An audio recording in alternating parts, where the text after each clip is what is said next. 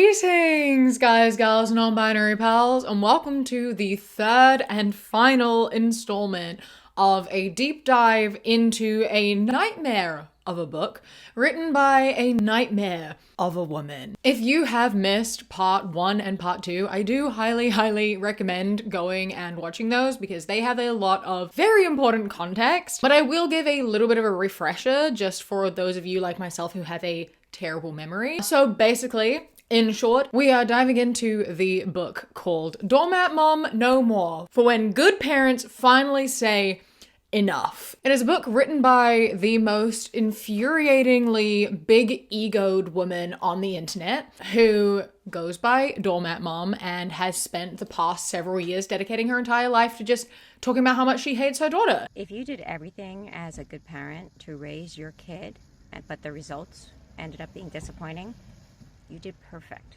It's the fault of their narcissistic victimhood mentality kids. Good parents get to be themselves in life, and they don't need to validate their ungrateful adult children's experience.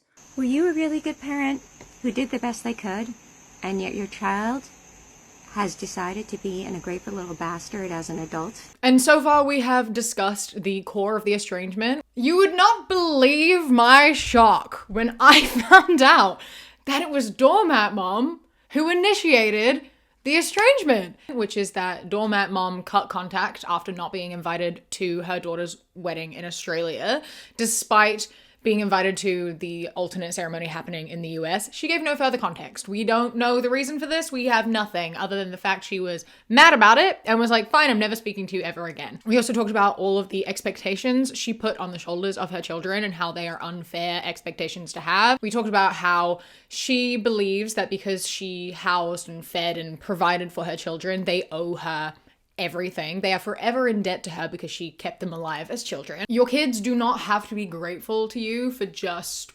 being a parent. We talked about how much she hates society and blames society for brainwashing children into standing up for themselves. You can't just be like, society is the problem and I am correct and everyone who disagrees with me has been brainwashed by the woke society. And how she uses religion to justify all of this behavior and keep her kids in line.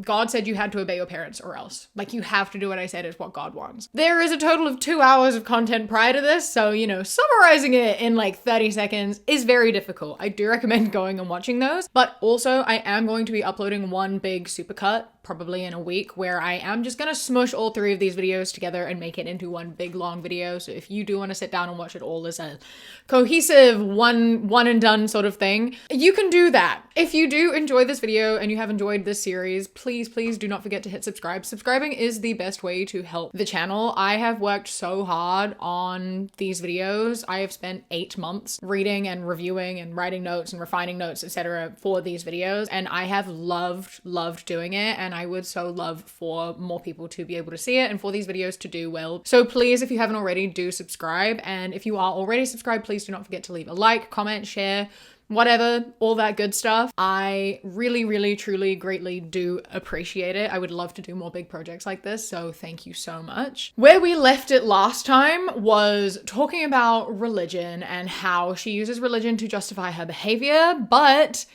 on the topic of religion, she prays for her daughter still. She is such a good mother because regardless of the fact her daughter is so cruel to her by not inviting her to her wedding, she still prays for her. And a grateful little bastard. She said, I prayed for his protection over my daughter, regardless of the hurt that she was undoubtedly causing me now. Which is truly such a wild thing to say to prove that you're a good mother. Like, if you think that prayer is good and is helpful, and you think that praying for someone is going to make their lives better and is going to keep them in good health and good fortune, etc., the fact that you just wouldn't pray for your daughter because she said no to you one time, that's astounding to me. You aren't a good mother because you keep doing that. You would be a bad mother if you stopped. You're a bad mother anyway.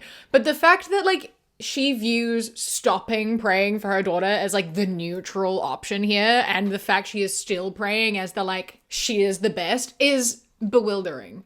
I didn't even think that that would be like off the table, you know? You do not get a medal for just like wishing your daughter well and hoping that she is safe and living a good life. The fact that she thinks that not praying for her daughter is the neutral option and that praying for her makes her like good begs the question of like, do you actually care? Or are you just saying this because it makes you feel holier than thou? Like, you assume that other parents would cut off their kids from their prayers and not pray for them anymore. And so you're sitting here being like, I'm such a good mother because like, I know most people don't, but I do because I am so great and good. No, you aren't. You are projecting. And to me, this reads like you don't actually want to. You're just saying it because you want people to think that you're great. You are not. The fact that you even thought about not praying for her, that's enough for me to say, fuck you. Something you may have noticed by now that really frustrates and upsets me is that she uses so many classic defense tactics that abusers use to defend themselves. Shocker. And I'm left wondering, like, if she knows that she's doing that. A lot of abusers don't realize that they are being abusive because they find it easier to close their eyes and ignore the fact that they're hurting people than to, like, acknowledge the fact that they are being abusive. And she defends herself in a lot of ways that are classic for abusers to do. So, for example, it's how she talks about her daughter's friends and the relationships that her daughter has and how they perceive her. And she said, she has lied so much about me that she lost friends who know me. Now she chooses friends who don't. Which is the classic sort of, I can't be a bad mother because other people don't think I'm a bad mother. Her friends don't see you 24/7. Your daughter sees you 24/7. The only people who get to decide whether you're a good parent or not are the people that you are a parent to. No one else is your child. No one else sees you all of the time. It is not an unknown fact that abusers put on a front, right? Like, they have a guest face and a home face. There's the person you are outside of your house versus the person you are behind closed doors. Like, that is not a secret. That is something that is very, very well known. And my heart like completely breaks for daughter here because there is nothing worse than like going to your friends and confiding in them and telling them that you are being hurt and that like you are being mistreated and them not believing you. Having your friends who love you and are meant to be there for you say, she seems great though. I've never seen her say that. I've never seen her yell at you. I've never seen her mistreat you. You're just exaggerating. You're just making it up. I don't want to be friends with a liar when you're just making all this stuff up about your mom who seems great. Like, that's so fucked up. And it makes me so unbelievably sad. And this is sort of what we're talking about, right? When we like sit here and we say, why would people lie? Right? And we say it a lot, and we see people saying this a lot when like women come forwards and, you know, say that they've been abused by a man, and then they have everyone come at them and being like, you're making it up for attention. Why are you making this up for attention? You just want to see men suffer. You want to ruin men's lives. And it's like, why would she lie? Look at what is happening to her right now. She's getting death threats. She's losing friends. She's losing her job. Like, all of this terrible stuff is happening while literally nothing is happening to the person that she is accusing of hurting her. That happens constantly. And that sort of applies here as well, right? It's like, why would you lie about being hurt by someone? What good is that going to do? Look at the good that it's done. She lost her fucking friends, right? Like, it is so hard to come forwards about this stuff. And then to come forwards about it and have your worst fears realized and have those people leave you and take the side of the person who's hurt you, that fucking sucks. That hurts so much. And I'm so, so sorry for this poor fucking girl. And I'm so glad that daughter has moved away, has moved to the other side of the world and far away, and is making new friends who do not have the chance to meet her mother. She has got the opportunity to meet new people that are so separate from her old life and is able to find friendships and form relationships, maybe with people who understand, with people that she can confide in before they get to see the lie. If they ever do get the opportunity to meet the abuser, they have the information. They know that this is guest face. And the thing is that like these people love to act like it's so black and white. And this is the frustrating thing, right?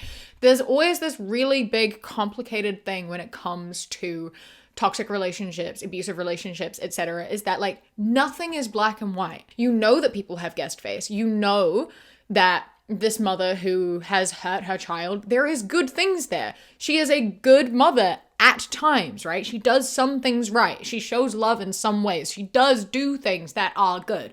It just doesn't make her good. It doesn't mean there aren't bad things. So these people, these new people in her life, can go into these situations and have a 100% pleasant experience with this woman and know that that isn't the full story because they believe their friend. But then you have the arrogance on Doormat Mom to think that you're going to go into that situation and like, if she were to go into a situation with daughter's friends and daughter's friends are being kind to her and showing like niceties and like laughing with her and enjoying it, Doormat Mom absolutely 100% will walk out of that situation and be like, they love me. They love me. I hope that my daughter doesn't taint that by telling lies about me because those friends love me and they will take my side no matter what daughter does. That's not how this fucking works. You're putting on a face. They're also putting on a face. They can accept certain parts of you. They can be nice, they can be kind, and also know that you have hurt them. There are people in my life who are like that. They are like two-faced people, right? Like they're kind with guests and not so much without. Or there are situations when like they're great with you and then also terrible with you. It's big, it's messy, it's complicated. But you need people that listen to you and support you and care about you. And it's really upsetting how many people just don't. And they just walk away and they choose not to believe you. And I'm really, really glad that daughter has friends now who are on her side and who love her and who believe her. And who will never actually get the opportunity to meet this woman because she's cut her off. On this of like Doormat Mom meeting people and having like good relationships with her daughter's friends and thinking that, you know, having a good conversation means that they love her and will take her side. My favorite example of this that she actually provided in the book is the fact that she quite literally, legitimately thought that her daughter's fiance, whom she had literally never met, she has never once met this man, she thought that he would take her side. She sent a message and then he blocked her in response. He blocked her because why wouldn't he? If she's like not speaking to her daughter, why would she speak to him? Why would he want to speak to her? And she said, I took his blocking of me as a sign of their displeasure with my decision. He was also sending a stern message to me, denoting where his loyalty lied, which is so unbelievably astounding. What do you mean? What do you mean? This man you have never met, who loves your daughter, who really the only thing he has experienced from you by this point is the fact that you were told no and in response decided you weren't going to speak to her anymore. And you were shocked that he blocked you. Why would he take your side? In what world? In what world would he take your side? What possible reason is there? Like, you took back your blessing and cut them out of your life and are like, I can't believe he didn't stand up for me. What is wrong with you? What's wrong with you? She then even takes this a step further into the same territory as what happened with her friends, in which she took this sign that, you know, he showed his displeasure and which side he was taking because, sure, into saying that she thinks this is the reason she wasn't invited to the wedding, actually, right? Like, we've already established and discussed, we don't actually know why Doormat Mom was not invited to the Australian wedding. As previously mentioned, there is a theory that it's to do with vaccines and the fact that she is anti-vax and it was in Australia and Australia has more strict vaccine laws. I did look into this a little bit more and I found a little bit more information. The original theory seems to come from someone called Savvy Reads Books, where she talks about it because Doormat Mom is very openly anti-vax, which makes a lot of sense. And Australia had very strict COVID vaccine regulations. This wedding did take place at the end of 2024, which is the same week that this book was released, by the way, because she's petty as fuck. And in the week of the wedding, she decided to release this book and open her TikTok account because she's a great mother, obviously. So Australia does not have vaccine rules at this point in time, but I don't know the values of fiance's family. Like, potentially they have vulnerable people that will be there. There's a whole bunch of reasons why maybe that is a factor, but it does not say anywhere. That is not expressed anywhere. That is just a theory. So she projects that the reason that she was not invited to the wedding is because it would ruin the illusion. It would ruin the fairy tale that daughter has spread. She believes that daughter has given a story about her mother and painted her into this villain and this monster. And by having her at the wedding, it would show that that was a lie. By bringing her mother into the wedding, it would make her entire life fall apart. Everyone would think that she was a liar. No one would take her seriously anymore because they would see how wonderful of a mother she really is. And if that's not an ego, I don't even fucking know what is. Like she said, quote, "In certain cases, adult kids have built their new lives on the backs of incredible lies about their old ones. They throw their parents and families under the bus, and if both worlds were to collide, their credibility would be lost with those who are now significant to them." Like, that's astounding. The absolute level of arrogance and ego on her is like, it's impressive, honestly. The fact that she like doesn't even ask for a reason. She doesn't give a reason. She doesn't say anything. She has just decided that the reason is because she is perfect and her daughter is a liar. But she doesn't value her daughter very highly, which comes as no surprise. Like, she even says that she, on the back of like being like her fiance chose a side, she says that like she feels sorry for him. She feels sorry for him and his family that they'll never get to know her because she's so great and her daughter is a liar. He's tying himself to a woman who doesn't even respect her own mother and her own family. Her daughter's gonna break him. She's gonna break him because she's just this hard to be around person who doesn't know who she is and takes advantage of people. And yet she wonders why she wasn't invited to the fucking wedding. For even more additional context on this, the message that she sent that initiated the estrangement was not actually sent to her daughter, it was sent to her fiance. This is what the message said. The final message that was sent, not to her daughter. Because why would she message her daughter? She's going to message it to a man instead. "Let me begin by saying that I love my daughter with all of my heart. But given her wishes, I can no longer give you her father's and my blessing to marry her. He would be ashamed of her for her decisions and treatment of me, and I'm simply hurt beyond words. I would have flown 48 hours just for an hour to watch you get married alongside your parents. Does that sound like a terrible mother to you? In any event, it saddens me to have to rescind my blessing. I know you will marry her anyway, and I hope you two find happiness together. I hope your proposal plans and wedding go well. I'm sure whatever you orchestrate will be wonderful." And holy manipulation. I'm trying so hard to keep myself composed and not just yell. I could make an hour-long video just about this message. We all know that I could. I'm nothing if not a yapper. I could talk about this message for forever. So I'm going to restrain myself a little bit. I'm going to rein it in a little bit. And we're just going to sit here and fume for a moment. I think the worst part of this message is does that sound like a terrible mother to you? Like, that just fills me with an indescribable frustration and rage. No one ever said you were a terrible mother. You are putting words in your daughter's mouth. This is just putting words in her mouth. She didn't say that. No one said that.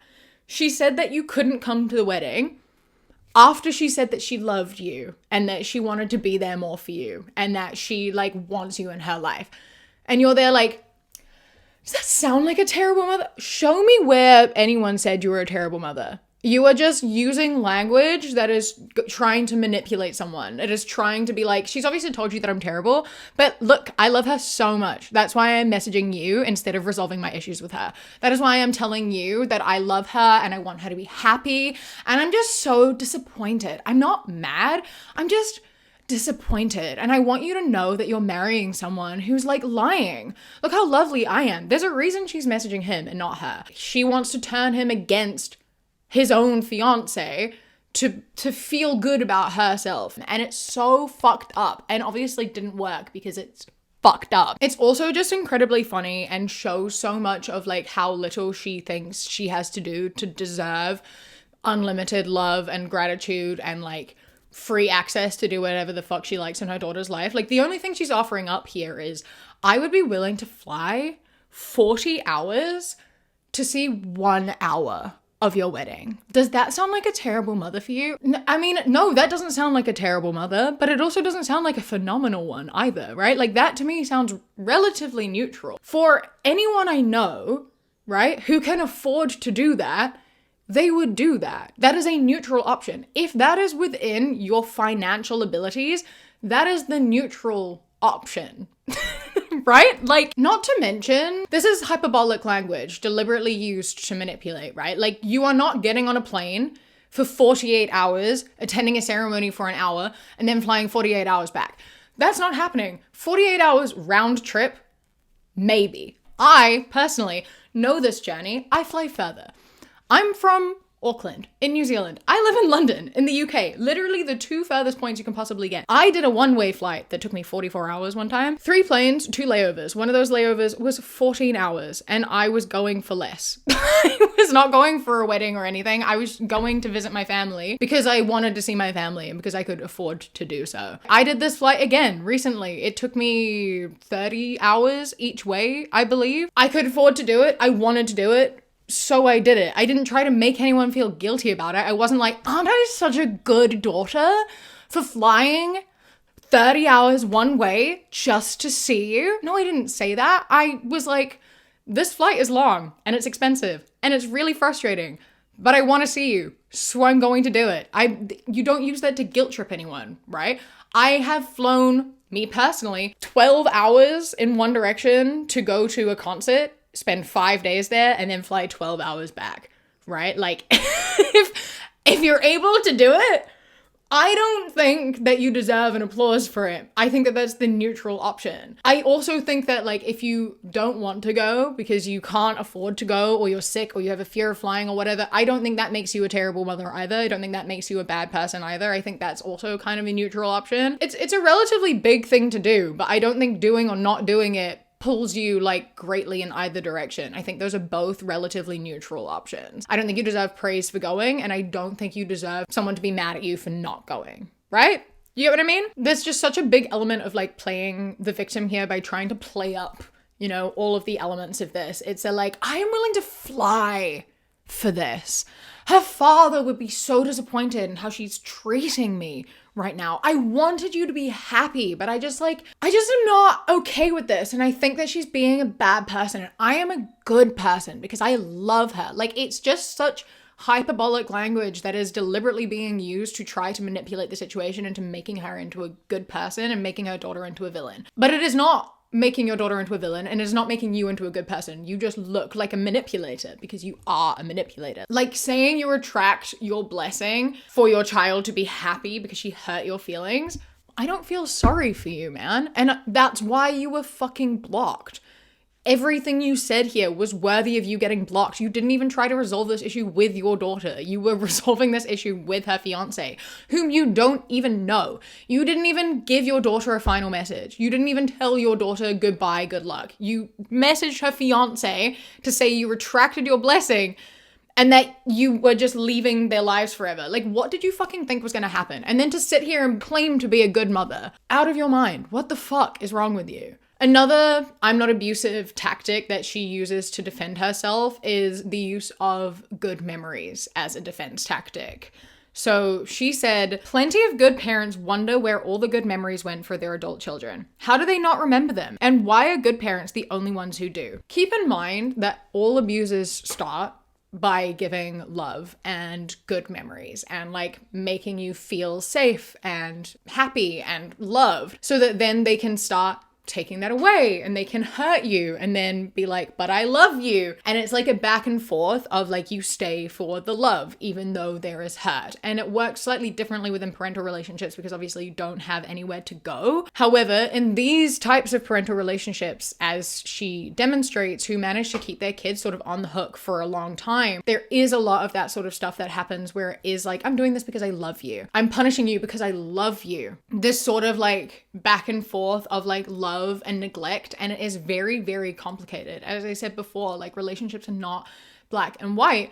Relationships are very rarely all bad, because if a relationship was all bad, the victim is more likely to leave, to walk away, and abusers know this. And it's the same with these parents who like have these relationships that are like, there is some good sometimes. There are things that make their kids hold on. There is this hope that they give them of their kids being like, but that love that she gave me was so good and I want more of that. So if I just work harder, maybe I'll get more of that. Maybe if I'm there, I'll get more of that love that she gave me. So like when they are like sticking around for long periods of time, even though you've hurt them, it is it is because of that. It is because they crave that love that was just sprinkled in often enough for them to know that it exists and for them to crave it so badly. And so there are good memories, and they do remember those good memories. And it is those good memories that make it so hard and that hurt so much. And that is what makes it so hard to walk away, which is why ultimately daughter is not the one that walked away. It was doormat mom who walked away, and she thought that what would happen is what always does.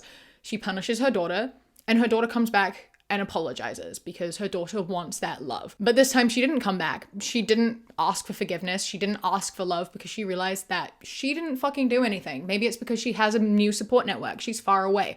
Distance helps so much. Having that distance, you are able to separate yourself more. She is able to like be far away and go to this new support network, and she doesn't have to rely on her mother. She has a life separate from that, so she doesn't have to go back and beg for that. There are good memories and there are bad memories, and good memories do not cut out the bad ones. They do not negate it. Even if your relationship is like 75% good, 25% bad. 25% is way too much bad to be in a relationship. There should not be 25% hurt in a relationship. That is too much hurt.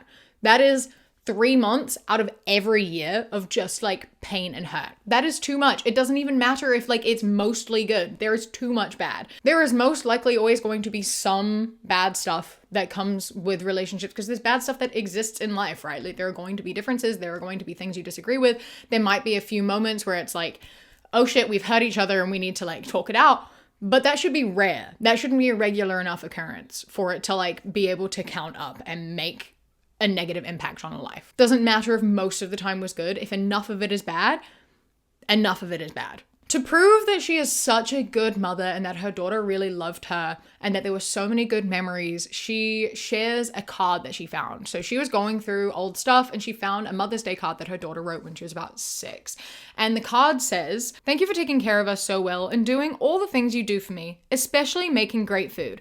You are the best mom in the world and I love you." Which is very typical 6-year-old stuff to write. Right? Like this is what a 6-year-old is going to write on a Mother's Day card. Once again, noting that the thing she is grateful for here, the one thing she can think that you do for her is cook her food, right? It wasn't like, thank you for taking me to the movies. It wasn't thank you for the games that we play. Thank you for doing all of this. It was thank you for cooking for me.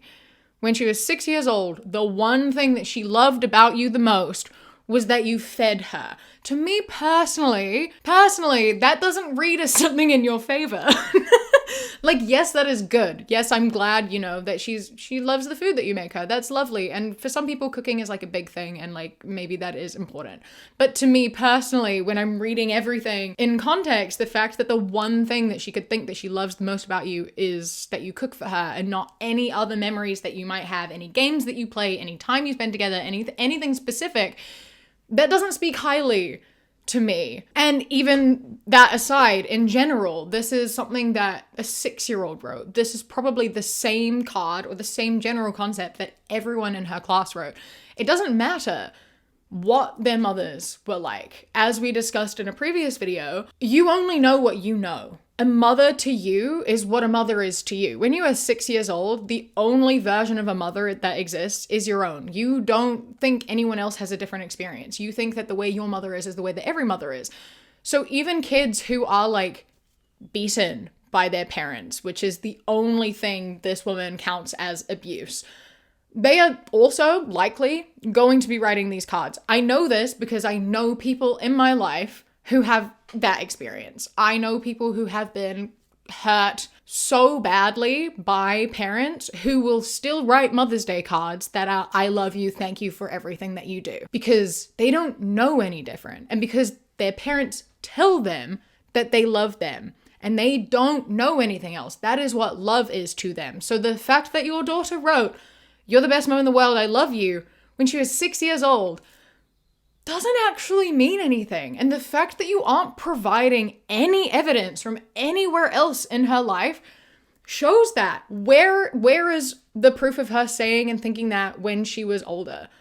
Where is any of these good memories and her being like, "I love you so much, you're the best mom in the world," when she was a teenager?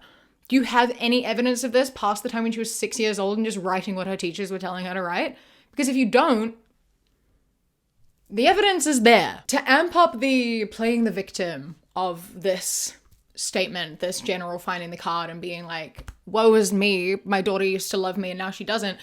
She said, I couldn't believe that we went from that to where we were today, with me needing to take a break from the same person who had written this note. And the answer is incredibly simple, and that is just the fact that you don't control her anymore. You lost control of her. She became a person. She learned more about the world and what love is and what she deserves, and you don't like that. Supposedly, though, on control is the last thing most good parents want over their adult kids after years of being in charge. Which is true. Good parents don't want control over their adult kids. However, as established, you're not a good parent. The proof of this is in the fact that you very much do want control over your daughter. Exhibit A, the one we keep going back to, the reason this book is written in the first place. You cut your daughter off for telling you weren't invited to her wedding. That's you cutting her off for not having control over her. She set a boundary. She said no. She told you no. And you were like, how fucking dare you? You're not allowed to tell me what to do. I tell you what to do. I say what happens, not you. You literally cut her off because you couldn't control her. So I guess you are right, because true, good parents don't want control, but you do want control. Ergo, you are not a good parent. So, you wrote it. Those are your words, not even my words. You are just openly admitting time and time over, you are not a good parent. In your own book. In your own book, you are saying that you aren't a good parent and somehow thinking you are saying the opposite, which it's impressive that you don't even understand the words you yourself are writing, but good job. The really telling thing here is just like what she thinks control is. And the fact that she doesn't think she's controlling is what's really interesting, right? Because control to her means that, she gets to decide the bedtime and what they eat and where they go and when they go there. So she's like, I don't want to do that when they're adults. Which to me shows that she was over-controlling when they were kids, because that's sort of implying that she got to control every aspect of their life and she doesn't want to do that anymore. When they were kids, you shouldn't have had that much control for that long. You are there to guide them, not to control them. You should never have full control of your kids other than when they're like, an infant. They should always have some sort of independence. You are meant to be a guide and a mentor and a teacher. You let go of that more and more as they get older and you become like you are there for them. You're a support person. You help guide them, but you do not control them. You just offer them advice and help nudge them in the right direction. When they're adults, you don't have control over them. Again, you should still be there to support them and like help them when they need you. But like control isn't just about like you tell them when to go to bed. Control is about telling them what they are and aren't allowed to do and believe and think and what their boundaries should and shouldn't be. It's telling them what they should do with their lives. And that is exactly what you do constantly. You don't like what your daughter chooses to do. And so when she does that, she does something that you don't like, you punish her for it because you are unable to control her. When she says she wants to wear a specific wedding dress and you tell her you don't like it and you don't think she should, and then she says, this isn't your decision, and you get mad at her, that's you being mad that you can't control the situation and control her and what dress she chooses. When she says you can't go to her wedding and you get mad at her, it's because you aren't able to control her decisions and the fact that you want to go to the wedding and take control of that. Control is a broader thing than what you were thinking. The fact that you think it is one thing and that you think that parents should do that means that you are over-controlling, and you still are. Another thing that's sort of similar to the I still pray for my daughter so I'm a really good mother that she has, and this one's even worse, honestly, believe it or not, is that she still acknowledges that her estranged daughter exists and is her daughter. She said, I'd chosen not to remove my daughter from the family count whenever I was asked about the number of children that I had. I always included her. Firstly, I'd like to point out the past tense here. Are we not including her anymore? Have we stopped? Are you now saying you only have 3 kids? I didn't know that was an option. Here's the thing again, she's constantly shocking me and like trying to make points for herself of being like, I'm so great, I'm in the right, when she's saying things that like I wouldn't have even thought of. I didn't realize that not counting her as a child was something that was on the table. The fact that you even had the thought of like saying your daughter doesn't even exist to you because you weren't invited to her wedding, and you want me to praise you for that. I'm astounded. I'm just constantly astounded by the things that this woman says. Yeah, I expect you to keep her on the fucking family count because she's your daughter.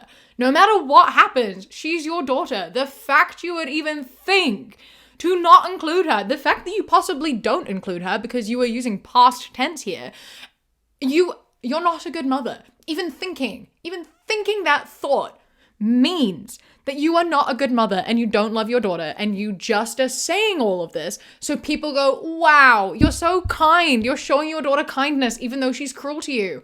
She wasn't cruel to you. This isn't kindness. This is a very neutral thing. The fact she thought about it is a bad thing. But, silly me. I forgot that she's the real victim here. I forgot that the problem here is not that she's considering cutting her daughter out of the family count and pretending she doesn't exist.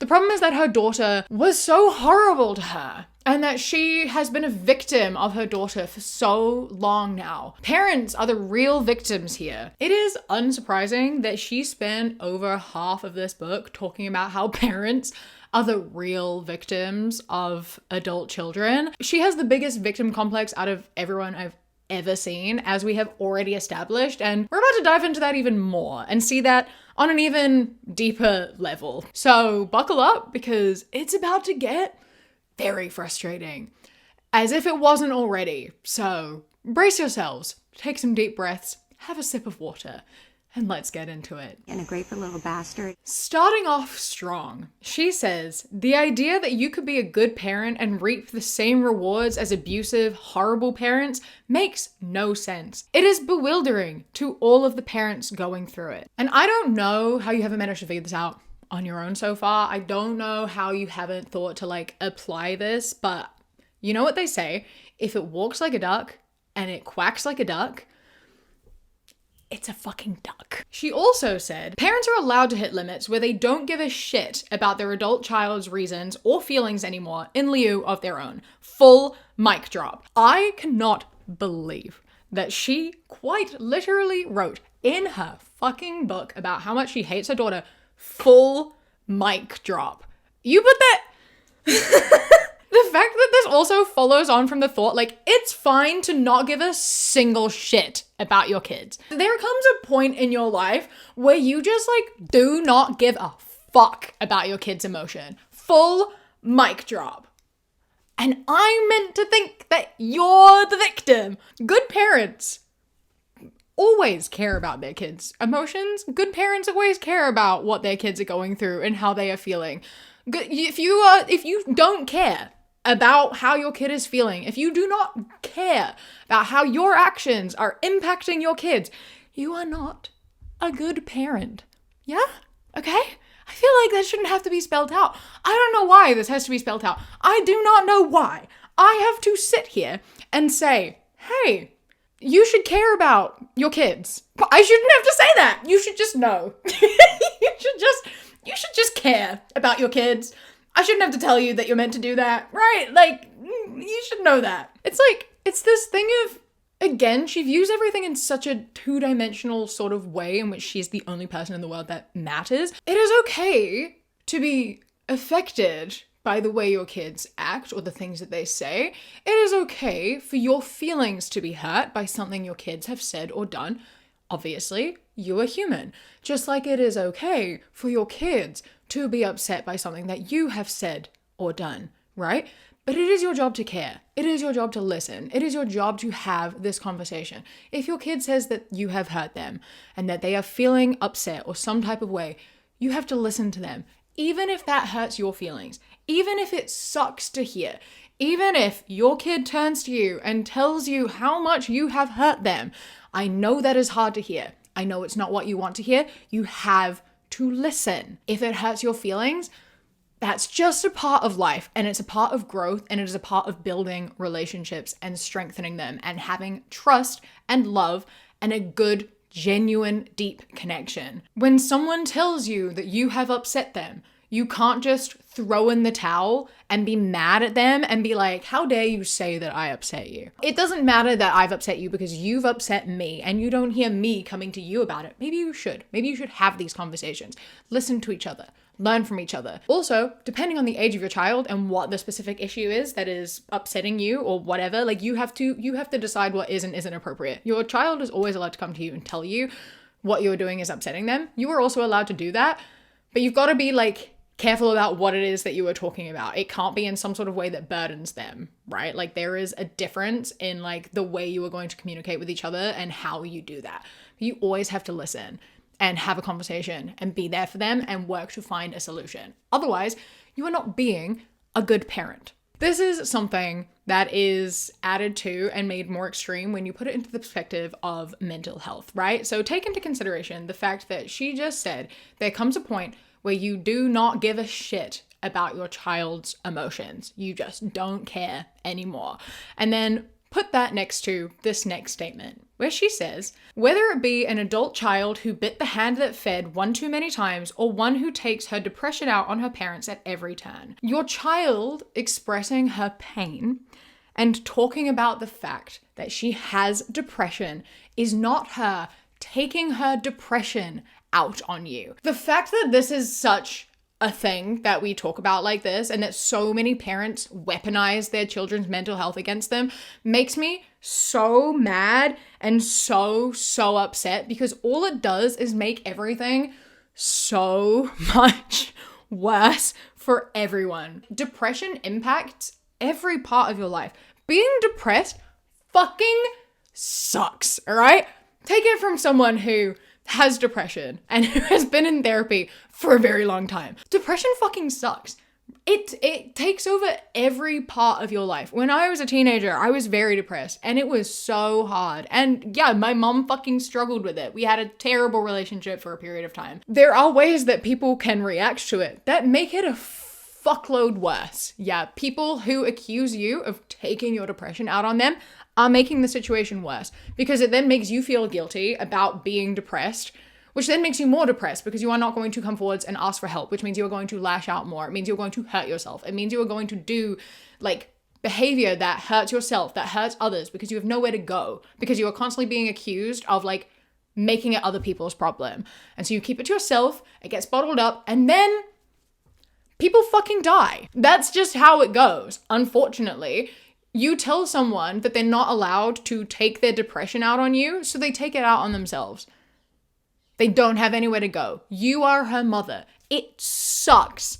It sucks when your kid is depressed. And I'm really fucking sorry. However, it is your job to be there for her. It is your job to support her. Even when she is an adult, you should still be there for her, right? If she is taking her depression out on you, it is her expressing the things that you did that hurt her, that have led her to where she is right now, and her wanting to work through it, right? She has a lot of pent up like rage and upset and hurts from when she was a child and the way that you treated her. And she obviously now wants to talk that out, wants to move past that. And if she's getting mad at you and taking that out on you, it's because you never gave her the space to do that growing up. And right now, that feels therapeutic to do. And that's because she didn't have the space to do that when she was growing up. If you think that she is blaming her depression on you, if you think that her being depressed is your fault, you obviously know that you have contributed to that in some type of way. If you are looking at her depression and being like, she shouldn't be depressed because I love her, how dare she be depressed when she had everything? How dare she be depressed? That's not fair on me. That's literally the entire problem. That's the entire problem. She's not depressed because of you, but she's not any better because of you either. She's possibly worse off because of the lack of support that you gave her, because it was easier for you to ignore and tell her that, hey, you don't have to be depressed because other people have it worse. Hey, you shouldn't be depressed because look at everything you've got. Hey, why are you depressed? Your siblings are fine. And she says this too at the beginning about how, 3 of her kids turn out great and one of them didn't, and how it's a wonder that, you can raise 4 kids in one household and they all end up being different. They're all different people despite growing up in the same environment. And it's not her fault that kids require different things, and some kids require love in different ways, and she's unable to provide that. You can't expect parents to provide the needs of every child. Every child is an individual. When you have 4 kids, it's impossible to give all 4 of them the individual love that they need. This 4th one, this youngest daughter, she needed care that was different. She didn't respond the same as the other 3. So it didn't really work very well. And it's some sort of idyllic utopia to expect parents to be able to meet the needs of all of their children when they're all different. Would it not be wonderful to think that parents could alter their parenting styles according to each child's particular hardwiring? Sure, but it's not realistic. Good parents do the best they can to meet the needs of their children, but expecting them to be chameleons is unreasonable. It leads to disappointment, a fantasy pushed by a society that thrives on brokenness and elects to make prisoners of the vulnerable and its volunteers. You're not doing yourself any favors. Once again, so this is effectively you admitting the fact that, yeah, you did contribute to the poor mental health of your child and you did neglect her because you didn't know how to care for her. You didn't know how to help her. What you did was enough for your other kids. And so you gave her the same exact thing. And when it didn't work, it was her fault. It wasn't your responsibility. It wasn't your fault because you did what you can, which meant not adapting, not adjusting, not learning, not doing anything differently for her and just being like, well, it worked for them. The fact it didn't work for you, that's not my problem. It is your problem. End of fucking story. If you know that all kids are different because they're all individual human beings, why would you have 4 kids? Again, if you know that you are unable to adjust and raise 4 humans as 4 humans, you shouldn't have 4 kids. If you are only capable of raising 2 individuals, only have 2 fucking kids. If you don't have the capacity for more than that, don't have more than that. I know that's not helpful to say in hindsight, right? Like, who is this helping now? I don't know. Maybe someone watching this video. Maybe someone is watching this video thinking about having kids and being like, I want to raise 4 children all in the exact same way. You can't fucking do that. Children are individuals. And I don't think anyone watching this is thinking that, but just in case, kids are individuals. They're all different. They all require different things. And that's really the end of that. She says on the topic of mental health, once again confessing her guilt in the matter, she says, parents shouldn't tolerate abuse from their adult kids, nor remove accountability or responsibility simply because they refuse to believe and would rather pop a pill than truly heal. Like, you are 100% at fault here. Firstly, she's trying to say that God is the answer instead of like antidepressants, which not how this works. And again, if you are going to your child and being like, why are you taking pills when you should just listen to God? That's not fucking helpful. That is you invalidating her experiences. If she is expressing to you like, I am struggling, nothing is helping, so I am doing this, and you're like, how dare you fucking just listen to God? Why are you doing this? Why aren't you listening to me? Why aren't you listening to God? Why are you doing these things that are actually helping you? Because I don't like that you're doing that and I'm not accepting that. It doesn't fucking matter. The fact that you are not taking accountability for your own actions and your own part in this, and the fact that you aren't like listening and validating and just like being there to support her is saying enough, right? Like, you don't have to be defensive when your child is coming to you and talking to you. If you are being defensive, it means you feel attacked. And if you feel attacked, it means you're acknowledging that you have done something that you are refusing to take accountability for. What is your daughter taking accountability for? Being depressed? That's not her fucking fault. That's not her fault. That is a result of circumstances. It is a result of her upbringing, her environment. It is a result of genetics. There's so many things that play a role in being depressed, and it is not her fault. And you should support her in doing what is going to help her and helping provide her with that support, instead of telling her that the way that she is helping herself is wrong and is hurting her. She then says, in the case of adult kids, it seems that society has deluded them into thinking that they are allowed to have their feelings and express them, but good parents are not. Manipulating the truth into something that works for you does not make it real. There is a fundamental difference here based off of all the context that I've been given so far, right? Like, you as a parent are allowed to be upset. You as a parent are allowed to express your emotions, but it has to be a separate statement to that of your child. Your child is allowed to say, you have hurt me. That is a valid statement. The response to that is a conversation and figuring out what you've done that's hurt them, what they need from you, apologizing, learning, growing, and bettering the relationship after that. You can also say to your child, you have upset me. And then the same thing happens. You explain it, you have a conversation, you move forwards from there. Those are two things that can and do exist. The problem comes in is when your child says, you have upset me. And you say, I don't think so. I don't think I have upset you. And the fact that you're saying I've upset you has upset me. That's not okay. That is not how you deal with people coming to you and expressing how they are feeling. That is not the same thing. It's upsetting when you know that you've hurt someone and upset someone. I hate being told that I've upset someone, but I want to be told. You know what I mean? Like, if I've upset someone, obviously it's going to hurt when they tell me that because I don't want to upset anyone. However, my response to it isn't going to be, oh, well, now you've upset me. I wish you hadn't told me that because, like, I wasn't doing it on purpose. And because I wasn't doing it on purpose, it means that it's not real and I wasn't upsetting you. And now I'm upset because you've told me I've upset you. Like, that's a fucked up thing to do.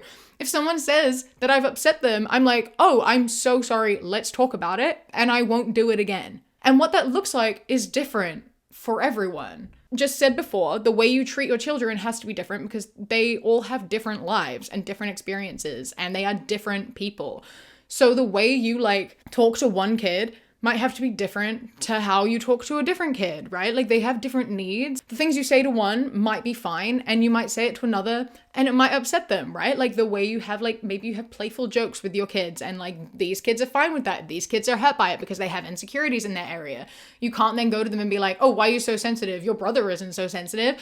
Like that's not how this works because everyone is an individual. Not to reference Bluey for the millionth time, but there's this whole episode where Bingo and Bluey are playing with Bandit, their dad, and Bingo is younger and smaller, and he is playing like the same level of like roughness with both of the kids, and Bingo just wants to be included, and so she goes along with it even though she's like uncomfortable. And then after a time she runs away and she's upset because she's being hurt, but she doesn't want to express it because she wants to be included and she doesn't want to upset anyone. But then in the end she goes forwards and she's like, sometimes you play a bit rough with me. I'm smaller than my sister and it's not fun for me. And he's like, oh, I'm sorry. I won't do that anymore. Please tell me when it's too much and we'll figure out what works and like where too far is and I won't cross that line. Sometimes you play a bit too rough with me. Oh, sorry, Buster. I didn't realise. I think I just forget that you're a bit younger than your sister. So tell me, is this rough okay? Boing. Yes, that's okay. Okay, what about this? Boing. Okay, too rough. Now I know. And that's the appropriate way to do it, right? Whereas what she is insinuating here and throughout all of this is that, like, to put it back into the Bluey Bingo perspective, Bingo went forward to Bandit and said, you can't play with me at the same way you play with Bluey because I'm smaller and it hurts and it upsets me. And he goes, but she's fine. Why can't you be more like her? I'm really upset that you were telling me this because now you're accusing me of hurting you and I'm not hurting you on purpose. And like, I just think that it's kind of unfair of you to accuse me of hurting you when I'm not hurting you on purpose. And now I'm upset. Like, that's fucked up, right? You can see how that's fucked up. Like, it's fine to be upset because you've upset someone, but that is a secondary emotion. That is not important. That is something you have to sort through on your own. And the way to fix that upset, to heal the upset of hurting your child, is to stop hurting them. It is to listen to what you were doing that is upsetting them and then having a conversation and growing from there and not doing it again and then no longer hurting your child. That moment of hurt and that, oh my God, I'm so sorry, is so worth the then not hurting your child. Like, it's so frustrating because this entire book is this woman accusing her daughter of being selfish for not considering her emotions. It's saying that her daughter is selfish because she never thinks about her mother's emotions and how her actions are going to make her mother feel. And meanwhile, all Doormat Mom has done this entire time is say that negative emotions are something that only she herself is allowed to feel. They are reserved for her. She's sitting here saying that, like, society says that only children are allowed to feel emotions and parents aren't allowed them. Meanwhile, this entire book is saying the complete opposite thing. It's not once acknowledging or validating her daughter's feelings and instead constantly being like, she hurt my feelings. She hurt my feelings. She hurt my feelings. She hurt my feelings. I've never once listened to how she feels because it doesn't matter because I kept her alive. And so now she's not allowed feelings. She has to listen to my feelings and take care of my feelings because I don't want to do anything for her because I've already done everything for her.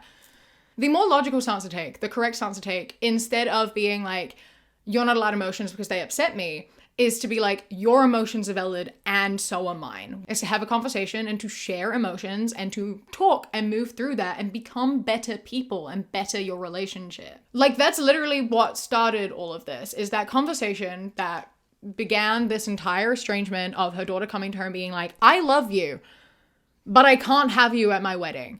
Like, there was room for a conversation there and it didn't happen because You believe that you are always right and that parents can never be wrong. They are always correct and they always should have their way. And anytime a child disagrees is disrespectful, and it is them saying that they are always right. Isn't how this works. And a grateful little bastard. She said, and this is cut down. This was a very long paragraph. I'm just taking little snippets from it. But it reads, stop blaming others. Start looking at your own accountability and contribution to the continuation of the issues at hand. Many parents complain that is exactly what their adult children don't do. They claim no responsibility while their parents are laden with all of it. I'm actually like losing my mind because like how does she say all of this and not comprehend that she is quite literally just quoting the entire thing she is claiming to hate? That's the most frustrating part about this book, I think, is just the sheer level of hypocrisy. It is just the amount of being like, it's not fair that kids do this, so I'm going to do it instead. Kids always say that parents aren't allowed emotions, but that's wrong. Only kids aren't allowed emotions. Like, it's infuriating. This is the thing of this book that frustrates me more than anything, and is one of the reasons it took me so long to prepare this video, because reading this book took me such a long fucking time. As I was reading the book, I was writing notes, I was sending messages into the Patreon Discord, I was sending messages to Kat. I needed to breathe through it, and it sometimes, on occasion, literally took me an hour to read one page because of just how frustrated I was. This entire book has been Doormat Mom trying to find ways to blame her daughter for literally everything. It is just finding every single way to blame her daughter for a decision that she herself made. And this statement in particular really it gets me more than most and makes me so riled up because it hits a little bit close to home for me personally. This is something I have experienced a lot. Getting blamed for things when it isn't your fault. But not just like being blamed for things that aren't your fault, but like taking it a step further than that and it being like being blamed for things and being told that you are constantly blaming others. And it's the most frustrating thing.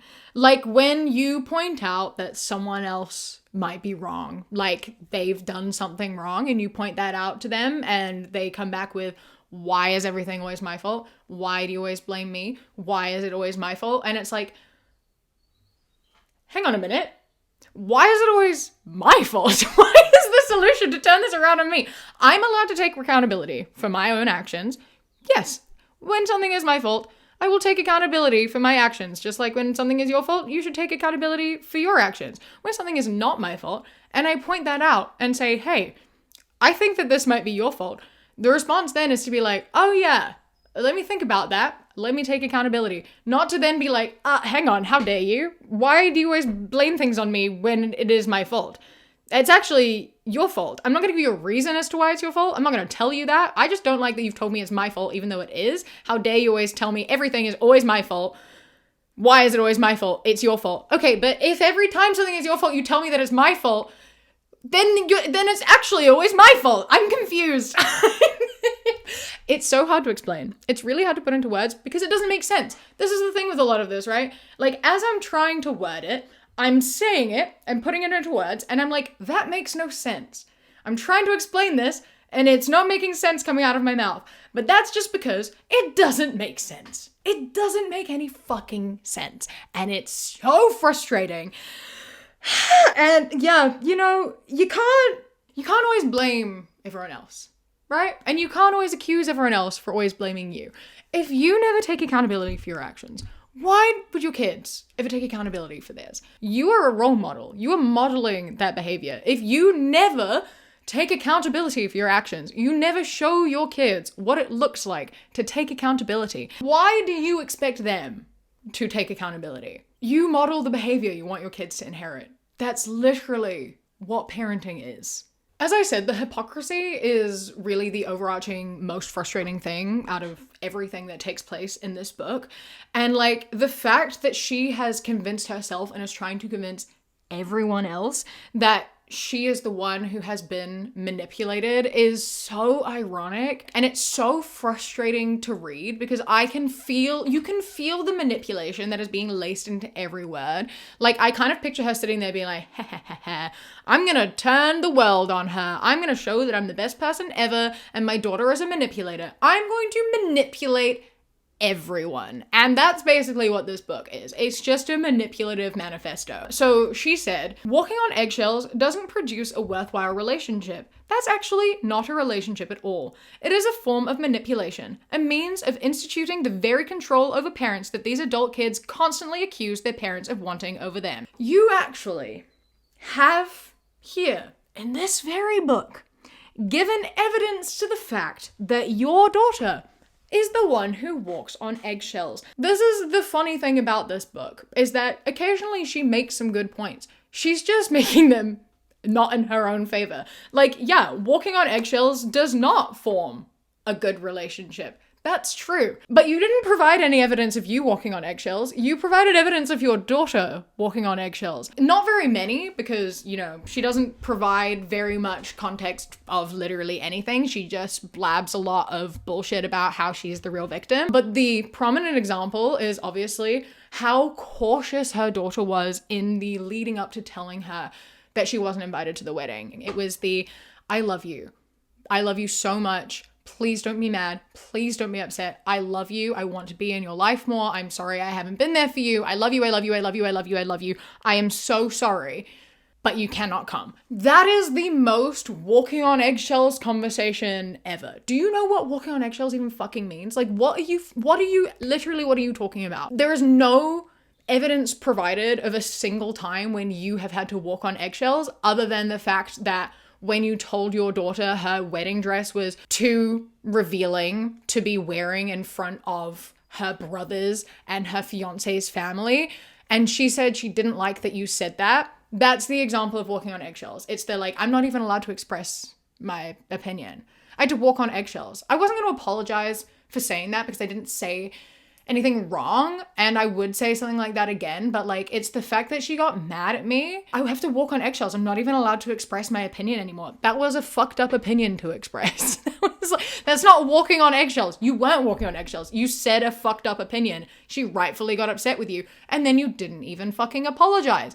Her, however, you have given an active example of the fact that she was very much trying to make it so you would understand her and listen to her and have an adult conversation with her, and you didn't. You lashed out and then decided to never speak to her again. But like, yeah, you're the one walking on eggshells. You are the victim here, obviously. The funniest part of the hypocritical playing the victim in this book, the part that truly makes me laugh, is when she said, good parents actually deserve the grief that comes along with falsely being accused of traumatizing their adult kids based on the only version of the story allowed. Because hey, man, I don't know if you realize this, but I am currently reading a book that you wrote that is your side of the story. I also happen to go through your TikTok account where you post every single day sharing your side of the story and talking about how hard it is to be an estranged parent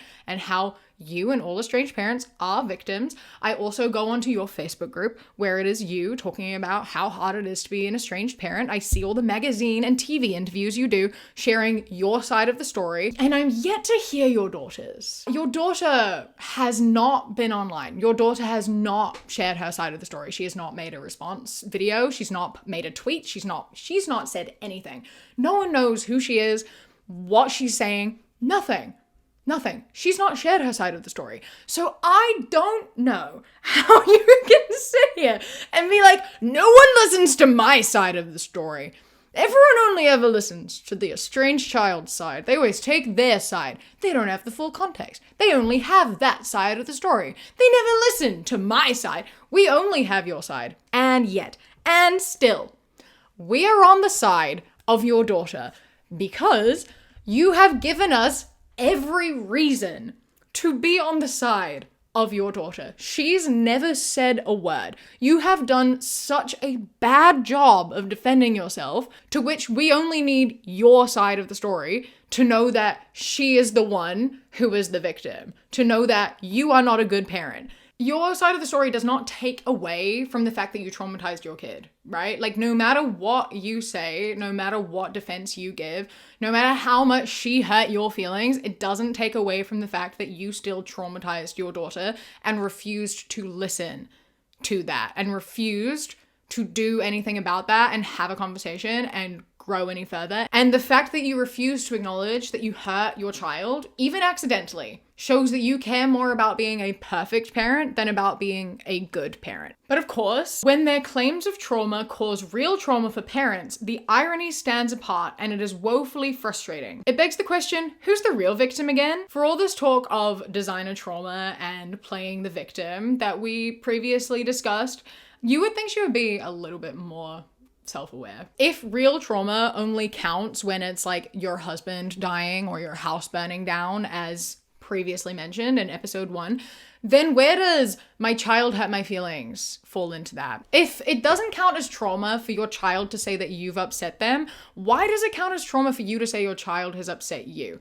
I just don't understand why you are the one who gets to choose where the line is and why are you the trauma police? Why do you get to decide what counts as trauma? Why are you allowed to be like, my child said that I upset them and that was really traumatizing for me. I didn't like that she called me out. I try my best, and so like now I'm traumatized because she told me that I did a bad job. But she's not allowed to say that it was trauma for you constantly upsetting her. The fact that you like never listened to her or like talked over her or told her she was exaggerating, etc., like anything she says negatively towards you, that wasn't trauma. She's not allowed to claim that as trauma, but you are allowed to claim trauma wherever you want. That's fine. Parents are allowed to be traumatized. Children don't know what that means. The double standard for trauma is just so laughable, especially coming from someone who said that parents are victims because their kids have opinions and then wrote an entire book about it. To really hammer this point home, let's have a moment to talk about how she hates that kids have their own opinions. This ties into the conversation we had about conservatism in the last one, but I felt it kind of fit in this victim complex type section. So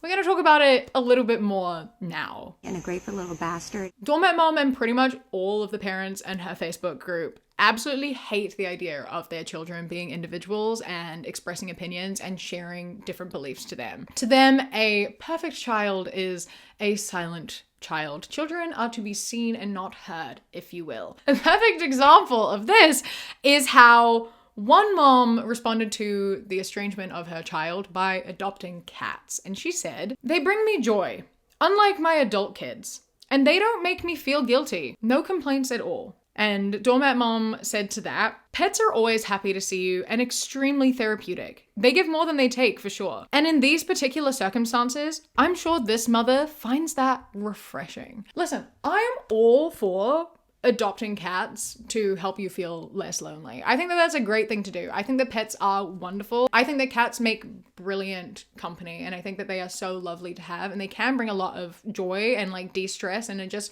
so lovely to have in your presence. However, there is something so telling about it being specifically to replace a child. And not in the way of like people deciding they don't want to have kids so they have a cat, but in the way of like these people already have kids and then are like, I'm gonna get a cat because it's better.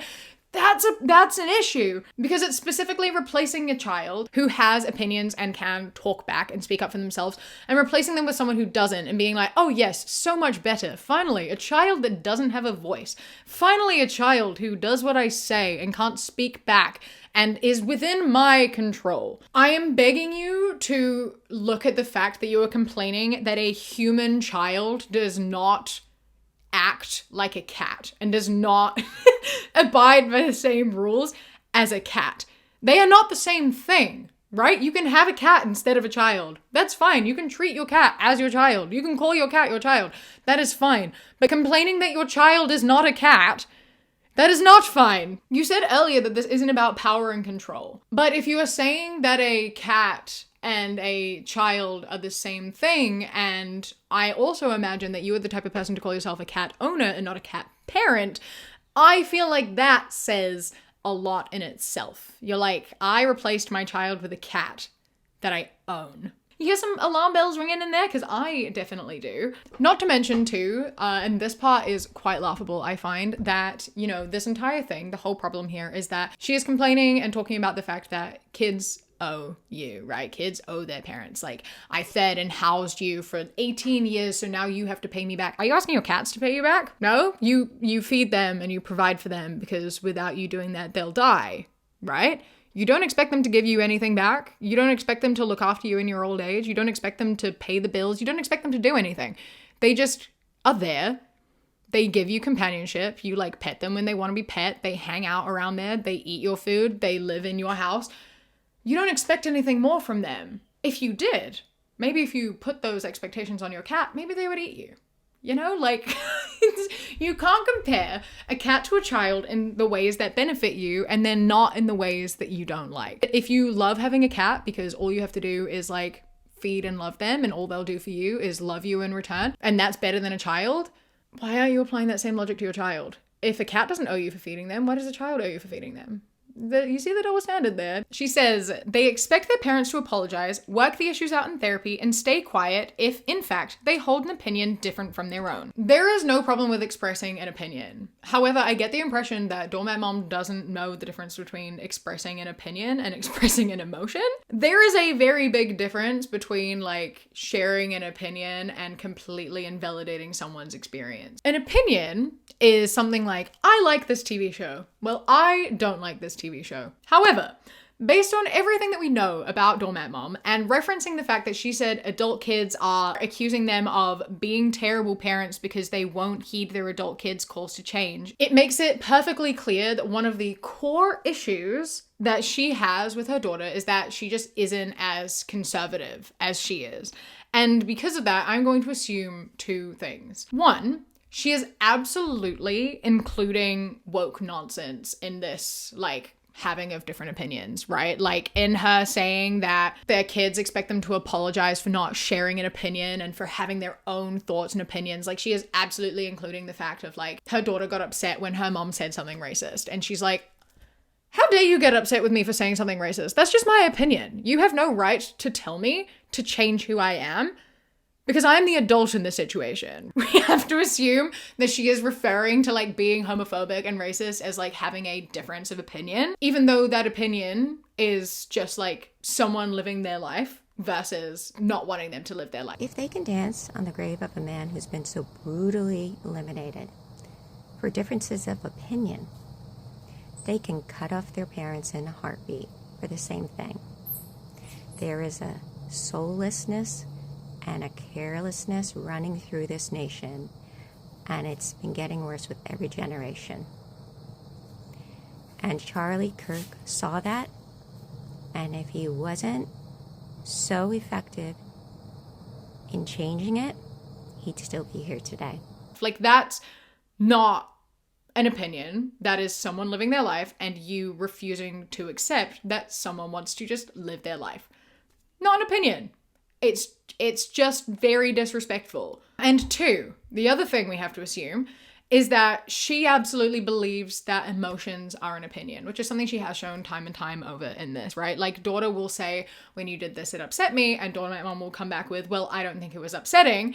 I did nothing wrong, and then class that as an opinion. But the fact of the matter is that emotions are fact. If you feel it, that's not an opinion, it is a fact. It doesn't matter the context. If you feel it, it is true. It is very easy to invalidate yourself. It is very easy to invalidate other people. I myself feel emotions and go, that doesn't make sense. Why am I feeling this way? I don't want to feel that way. I don't like that I feel that way. That doesn't matter. If you feel it, it is real. When someone expresses that you have upset them, your intention doesn't matter. You listen, you learn, you grow, you apologize, you find a way forwards, right? You may not think that they should have felt that way, but that doesn't matter. Your thought of like, I don't think you should be upset, I think you should feel this, that is an opinion, but ultimately that opinion is unhelpful. That opinion is harmful. it doesn't do anything because she does feel that way. You telling her she shouldn't doesn't change the fact that she does. It just makes her less likely to come forwards and talk to you later and increases the chance of you hurting her again. You are just making things worse. If you want things to be better, you have to listen to how people are feeling and like work through that and better yourself. Apparently though, this is entirely unfair. Her daughter should just accept who she is now and forever, not ask for any change or consideration or have any conversations about ever making any changes ever. Stating, I'm not here to be approved by her. It's abuse. I've carried my own water jug for a while now, and I have never asked anyone to change who they are for me. Never. If she's triggered by me, that's on her. Seek counseling. What else can I say? For someone who has supposedly never asked for someone to change, you sure have written a whole book about how you wish someone would change. And for someone who gets mad at adult children and children in general for calling anything abuse, you sure do like to call anything abuse. Your child asking to just listen and have a conversation and open your mind and like widen your worldview, that's abuse. That's abuse. You mistreating your child, not abuse, not traumatizing. How dare they ever say the word abuse? The word abuse should be used for horrific acts that make you shudder to think about. Unless you're doormat mom, in which case apparently it's abusive when your child asks you to have a conversation and to maybe open your eyes and be a little bit more open-minded.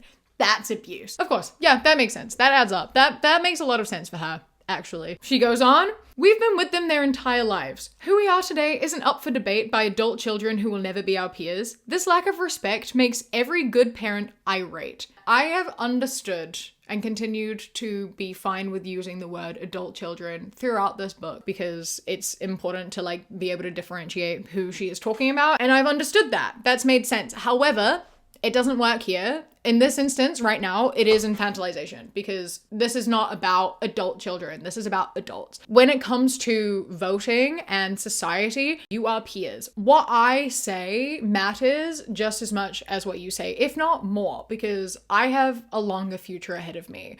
What happens in the world impacts me more than it does you. It impacts us, our generation, more than it does yours. A lot of younger people are actively keeping themselves more informed than you are, doormat mom. Your kids potentially are looking into politics much more than you are. They have more of an open mind. They are open to learning and growing, and they are trying to share that with you. If you are standing there and saying something and they are pushing back and trying to give you more information, that is not them disrespecting you. That is them trying to have a conversation with you. That is them trying to engage you and get you to see another perspective. They've already seen the other perspective. They've seen your side. They were raised with your side. And they've seen another side and they've allowed themselves to change and learn and grow more. And so they are trying to share that with you. They are your peers. You have been this way your entire life. You have thought these things your whole life and you haven't changed. That's not a good thing.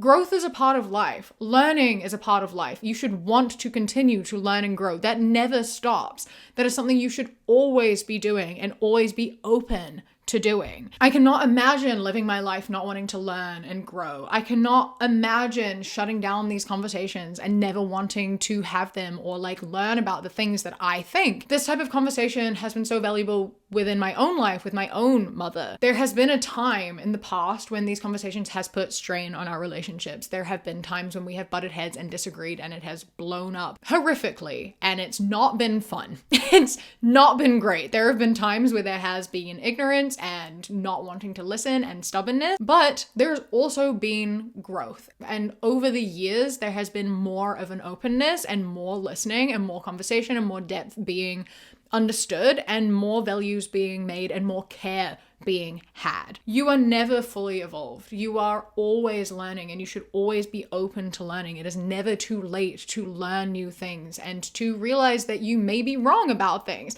It is never too late to change your mind, to grow, to open your mind, to want the world to be a better place when you leave it than it was when you got here. You should have these conversations with your kids. You should treat them like your peers in these instances because they are your peers. They are adults in this world. They are people in this world moving through it just like you are, and their opinions are just as valuable as yours. They are just as knowledgeable as you are, if not more so. And that doesn't even go for just adults. There are a lot of teenagers who know a lot of stuff. There are a lot of kids who have a lot of opinions that are incredibly valuable, right? Like no matter how old someone is, you should listen to them. You should have these conversations. You should do it at an age appropriate level, obviously. There are like young kids who shouldn't be exposed to certain like language and ways that specific things are being talked about. But even still, like they hold some valuable opinions, because they haven't had so much put upon them, right? Like everyone deserves to be listened to. You should not hold back from having conversations and from allowing yourself to learn. Digging your heels into the mud and refusing to move doesn't stop the world from moving around you. Naturally, being stubborn and refusing to move even an inch in any direction about anything ever, she has absolutely no understanding of people's learning and growth and reflection, and how learning isn't linear. Life isn't linear. Everything moves in different directions, and there can be moving forwards and moving backwards and spinning around. And like, I like to describe trauma and things as like a big ball of yarn, you know, and you have to like work your way into the center, and as you go you cross different things and you get tangled in different spots, and you have to go through a lot and follow a lot of different paths and false starts until you reach the other end, right? Like trying to unwind it is very, very difficult, and it's definitely not just like a straight sort of line. It's a big clump of mess, and she doesn't understand that. She doesn't care to understand that. She just is completely unfamiliar with the idea of growth and being open-minded and learning and listening. And you can see that very clearly in the sharing of this one mother's struggle of figuring out her child's why, where she said, "I don't even think she knows why herself, because it keeps changing. I'm tired of asking, always to come up with a different answer. It's attention-seeking and very manipulative. I've had enough." And the answer to this is very simple, right? And it's something that Doormat Mom and these estranged parents in general just do not understand, and that is time and space. Time and space is literally the answer to this. It's that it's hard to confront things when you are in it. Sometimes it starts as one thing and then you realize it's actually a lot of other stuff. Referring back to the section on trauma, where she used the example of someone saying that the reason they are estranged from their parent is because their mother was 10 minutes late from picking them up from a birthday party, without any further context or explanation. Like that may have been the catalyst, right? Potentially that was the first why. Right? Like, why are you treating me like this? Why are you mad at me? Why are you not talking to me? And it's like, you never picked me up on time. You were always late. That's the first reason that you get. And then over time, as they're in therapy, as they're looking back on their childhood, as they're reflecting on things, it starts to accumulate, and they realize there were actually a lot more things, that was actually a sort of, you know, base level thing. That was just the thing that stuck out to them because it's the thing that, you know, was the final straw. It was something that was very noticeable. It was something that they noticed was abnormal. It was something that they saw their friends didn't experience. And then they can go in further and realize that there was actually a lot of stuff that happened that maybe they had blocked out from their memory, that maybe they didn't realize was abnormal, that they didn't have context to until they talked to other people, until they compared it to this and they followed this line and ended up there. Like, you learn a lot of stuff when you're an adult and you are reflecting on the past. The why changes because you change and you learn and you grow and you look at things that you tucked away for a long time. There are a lot of things that hurt that you hide away from yourself because it hurts to look at, especially when you are in a situation where you are still in close contact, right? Like, if you are still living with this person that is causing you hurt, you aren't looking at all of these other things because then you have to acknowledge a situation that you can't get out of. And so it's easier to talk about the more manageable things, the things that are easier to overcome. And that also can be one of the things, right? Like, maybe it's trying to get a relationship back and like work on it. So going with the things that seem easier managed. It may have been sitting there and bubbled up and now they want to talk about it. Or maybe talking about the other stuff hasn't gotten through. It hasn't worked. So they come in and they're hurt and they want to talk about all of this other stuff in hopes that maybe you will listen and it'll get through to you and you will understand. There are so many reasons why there could be more things, why the why keeps changing. It doesn't change. They just get more informed about themselves. It is not a straight line. It is not a simple single answer. We are not two-dimensional. Things are not black and white. You have to acknowledge that things change, and that includes the past, right? The way we remember things does change. It doesn't mean that how we remember them now is the wrong way. It doesn't mean how we remembered them before was wrong. It just changes as we get a new perspective, right? Like there's all this conversation about being like, the memories are tainted. Over time, they start looking at them and they see good memories and now they're bad. And it's like, no, that's just about perspective. It's like, did you watch Inside Out? Boycott Disney, right? Okay? But Inside Out, we've all seen it. And there's the whole thing of like, you know, there's a happy memory and then sadness taints it because there was sadness that happened within that happiness. And all of them are like, oh my God, why did you make the happy memory sad? And then they realized that, oh no, all emotions are important. Joy exists with sadness. Sadness exists with joy. Like every memory, you can look at it from a different angle and you can see different parts of it. You can see the sadness in it. You can see the joy in it. You can see that there are multiple emotions that exist within one time. And they are just getting that perspective. They are looking at memories that they had that were good and realizing that there was also sadness underneath it. There was also something else that was underneath it that they've neglected to notice, that they didn't inspect closely. They had this memory and they were like, something feels off about it, but I don't know what. They've inspected it. They figured it out. The memory hasn't been tainted. It's always been like that. They just didn't look at it from that angle. And just because your child didn't express the upset that was happening at the time doesn't mean that it wasn't real at the time. It doesn't mean that it wasn't there. It just means that they now have the perspective and they now have the understanding and the words to put to it. You don't brush them off and say, well, you didn't think that at the time. You don't get mad at them. You don't like tell them that they're lying, that they're making things up, that they're changing the story, because they're not. You listen, you have a conversation, and you move forwards with it. All we can do is listen and learn and grow. That is what we do as people. Listen, learn, grow, love. And a grateful little bastard. Despite everything we have talked about, this woman mentions multiple times the idea of her daughter coming back into her life, which I find absolutely fucking hilarious. Like, it's so funny. Why would she ever come back? Once again, the ego, the arrogance. You write an entire book about how much you fucking hate your daughter. You make an entire Facebook group about it. You make an entire TikTok account about it. You do several TV shows and interviews. You release this book the week of her wedding. And you still sit here like, I think one day she might come back to me. But I don't know if I'm ready for it.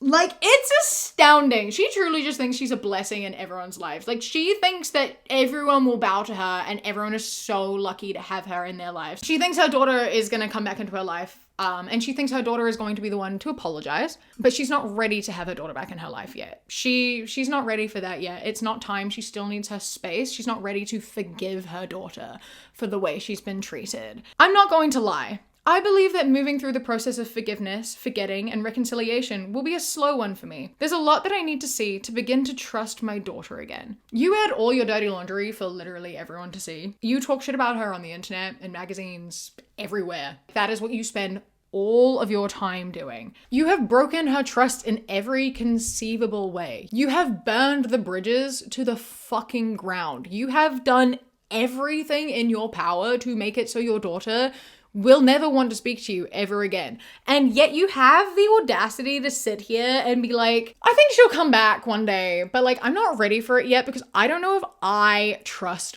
her. Girl, you're lucky she doesn't hit you with a fucking restraining order. Like, the only reason there isn't like a defamation order at this point is just because this is anonymous and no one knows who she is.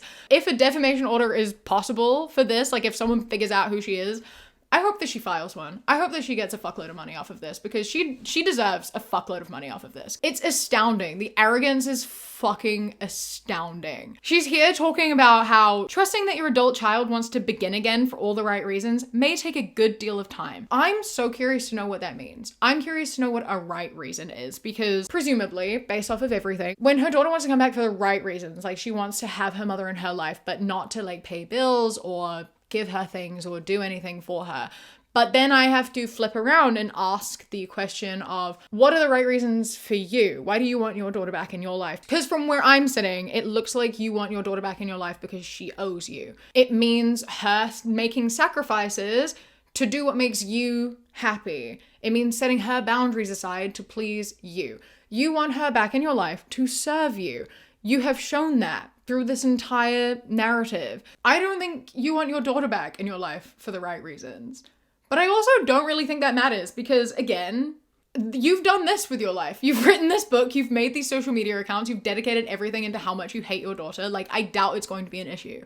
I don't see a future in which your daughter comes back into your life, and I hope she never does. I hope your other kids leave you too. I don't know anything about your other kids, but your daughter deserves more than siblings who have abandoned her, just like her mother did. I think, personally, if anything gives you a kick into bettering yourself and doing some self-reflection and like wanting to be a better person and learn and grow, it would be having a child no longer wanting to be in your life. It would be a child leaving and saying they don't want to speak with you anymore and like removing themselves from your life. And she was almost there. She was like almost at that point with the statement of, she left you with sadness. Turn it around and use this new beginning to foster a compelling future, one you would be happy to allow her to walk back into. Which would have been great if it wasn't at the end of all this victim complex bullshit, and followed immediately by, provided that she respects the boundaries you laid down when she left, and probably a few more. What began as a punishment can be transformed into empowerment. And I think it's really important here to point out, Doormat Mom, that you are the one doing the punishing. Your daughter has not punished you. Your daughter has done nothing. You are the one punishing her. You took your love away from her. You took your blessing away from her. You took that all away from her because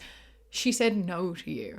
Because you didn't like that she set a boundary. You are punishing her. And now you are saying you are going to better your life and you're going to focus on being happy and being the best version of yourself that you can, so that when she's ready to respect you, she'll be welcomed back in. But you aren't going to change at all. You're not going to do any growth. You are going to prioritize what makes you happy, which means not changing at all and punishing your daughter and waiting for her to come crawling back to you like she always does because you have trained her to do so. And all of this ties very nicely into the book's closing statement. And now, we good parents have had quite enough. There, we said it.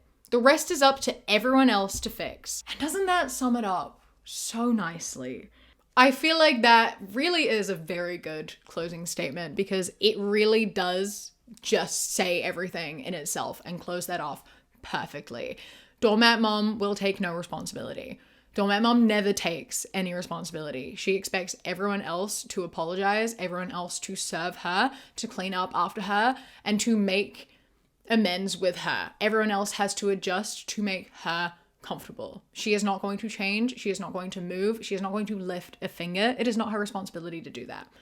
It is everyone else's responsibility to make her comfortable. That is the way that she parents, and that is the way that she is encouraging everyone who will listen to parent as well. And then everyone else who calls her on that bullshit, it's not her fault. It's not her problem. Doormat Mom no more. That was the end of this book. That was an absolute nightmare and a half. This woman and all parents like her infuriate me to no end. As we know, this took me so long. This video is 3 parts, and this video, I've been sitting here filming this part for I think 3 hours now. So I had a lot to say, clearly.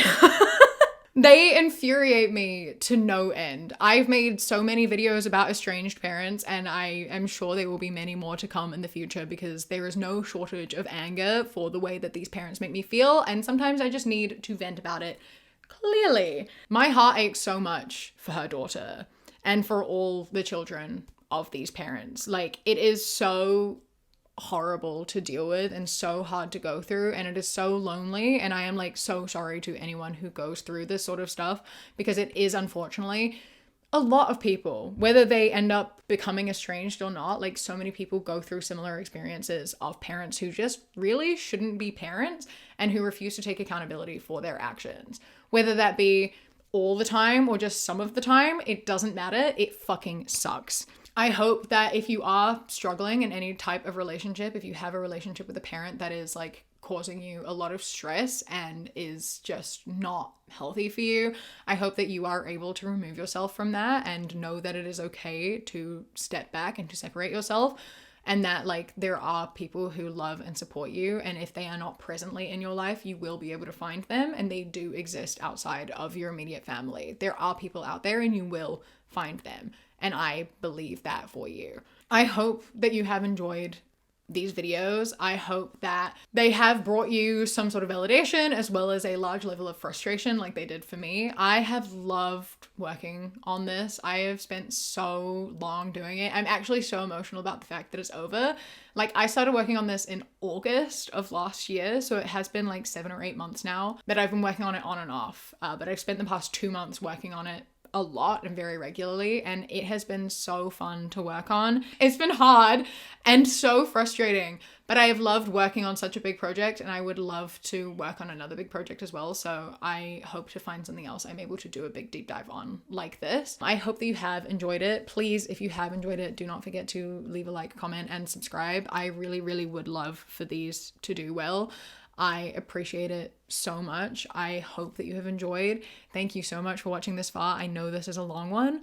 I appreciate you so much. Yeah, so a huge, huge thank you to my Kiwi Cat patrons. Rain Remaining, Mossy Moose, Noah, Bingo Bango Who Ate My Mango, Kyarum, Bug Loves Cats, Kaylee, Kojo, The Beebs, Tess, Alicia, Bree, Chastity, Beckett, Prismatic PT, Sushi Kawaii, Phil the Duck, River, Queen Glimmer, Ella, Mr. Noodle, Radsack, Knitting Menace, Chris, Ellie, Ikazel, and Alexis. I love and appreciate you so, so much. Thank you so much for joining. I hope you enjoy the rest of your day. Stay safe. Keep fighting. I love you. Mwah. When you close your eyes.